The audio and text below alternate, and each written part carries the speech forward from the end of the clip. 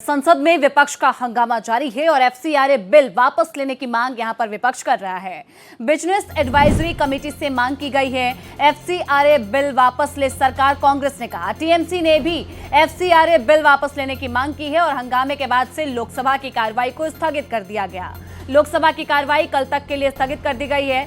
तो बड़ी जानकारी, एफसीआरए बिल वापस ले सरकार, कांग्रेस की ओर से यह मांग की गई है। टीएमसी ने भी एफसीआरए बिल वापस लेने की मांग की है और हंगामे के बाद से लोकसभा की कार्रवाई स्थगित कर दी गई। लगातार बता दें कि लोकसभा और राज्यसभा की जो कार्रवाई है वो हंगामे की भेंट चढ़ रही है और ऐसे में जब एफसीआरए बिल को पेश किया गया तो अब विपक्ष की ओर से यह मांग की जा रही है कि एफसीआरए बिल को वापस लिया जाए। वापस लेने की मांग यहां पर कांग्रेस की ओर से भी की गई है और साथ ही टीएमसी ने भी वापस लेने की जो मांग है की है कि एफसीआरए बिल को यहां पर वापस ले लिया जाए।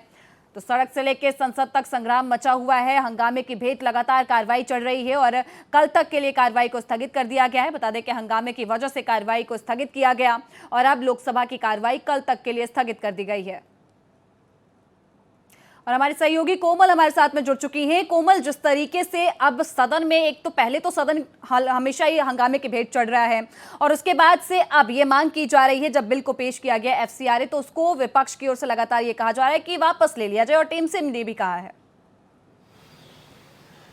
बिल्कुल, देखिए एफसीआरए बिल को लेकर के जो है विपक्ष को शुरू से ही परेशानी रही है कि क्यों एफसीआरए बिल अमेंडमेंट बिल जो है ये लाया गया है। और आपको पता है कि इसे लेकर के जो है वो कई ईसाई मिशनरीज जो हैं वो भी उन्होंने भी सरकार से मुलाकात की थी। लेकिन यहाँ पर सबसे ज़्यादा जो है वो परेशानी कांग्रेस को रही एफसीआरए बिल को लेकर के। अब जो जानकारी आ रही है वो जानकारी आ रही है कि बीजेडी, कांग्रेस, टीएमसी और डीएमके इन सब ने एफसीआरए बिल को लेकर के जो है वो जेपीसी में भेजने की जो है वो मांग की है। अब इस पर सरकार का क्या फैसला रहता है, ये मुझे लगता है कि आज शाम को ही ये पता चल जाना चाहिए, क्योंकि एफसीआरए बिल हो या परिसीमन या फिर महिला आरक्षण, इसको लेकर के सरकार पूरी सावधानी या ये कहेंगे कि पूरी आश्वस्त होकर के जो है वो ही उस पर चर्चा, एफसीआरए बिल तो पेश कर चुकी है लेकिन अब उस पर चर्चा या उसके पास को लेकर के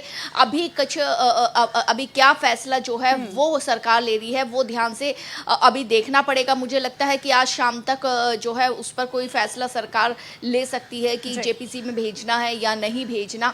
लेकिन यहाँ पर यह भी देखिए कि लगातार जिस तरीके से गतिरोध चला आ रहा है पक्ष विपक्ष के बीच में, विपक्ष जो है वो लगातार प्रदर्शन, विरोध कर रहा है जिन मुद्दों को लेकर के।